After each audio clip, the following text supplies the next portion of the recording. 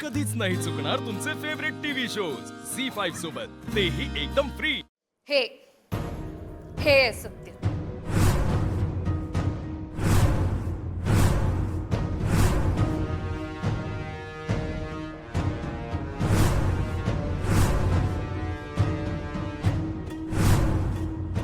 यो कसा आलाय तू तर आता अधिपती थांबा थांबा अधिपती.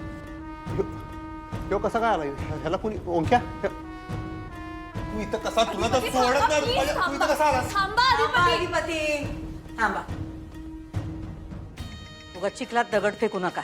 आणि काय असून बाई हे सत्य आहे तुमचं? याला का बोलिवलंय घरी? याला तर आपण तुरुंगात टाकला होता ना व. आमच्यावर या घरावर डूक धरून आहे हो. ए ओंक्या ए ह्यो माणूस मला आता आई साहेब ह्यो नजरेसमोर नको नाहीतर याचं काय करून ठेवीन ओंक्या तू कसा पोलिसांना फोन कर पोलीस नको मी जातो.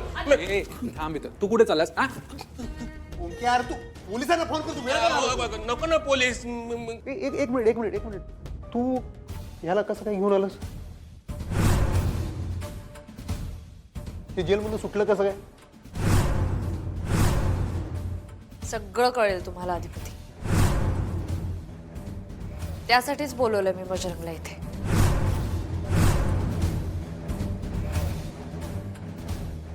सांग बजरंग, जे काही सत्य आहे ते सांग, सगळ्यांना सांग.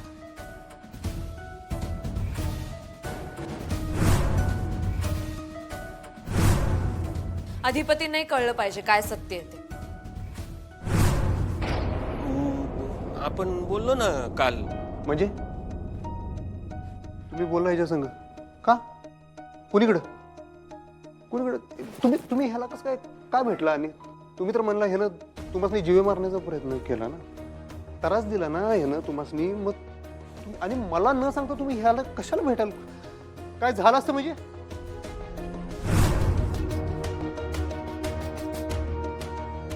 काय चाललंय काय तुमचं? मला सांगा काय चाललंय?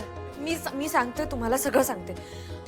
अधिपती हॉस्पिटलमध्ये हा आला होता, मला त्रास देण्यासाठी आला होता. तेव्हा मी त्याचा व्हिडिओ काढला होता.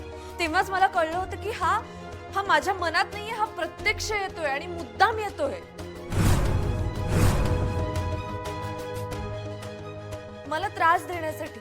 हे तर यो करतच होता तुमच्या लग्नाच्या आधी पण, नाही का? हा बरोबर बोलतात आई साहेब, ह्यो त्रास देतोच ना. हो, पण त्याचा त्रास त्याला जेलमध्ये घातल्यानंतर थांबला होता. माझ्यासाठी बजरंग हा विषय संपला होता अधिपती. पण हा जेलमधून बाहेर कसा आला, हॉस्पिटलमध्ये येत होता, याचं मला नवल वाटलं. म्हणून मी या गोष्टीचा पाठपुरावा केला. तेव्हा मला जे कळलं ते आता तुम्हालाही कळायला हवं असं मला वाटतंय. म्हणून मी याला इथे बोलवलं. काय कळलं तुम्हाला? झी5 ॲप डाउनलोड करा आणि पहा सर्व एपिसोड्स एकदम फ्री.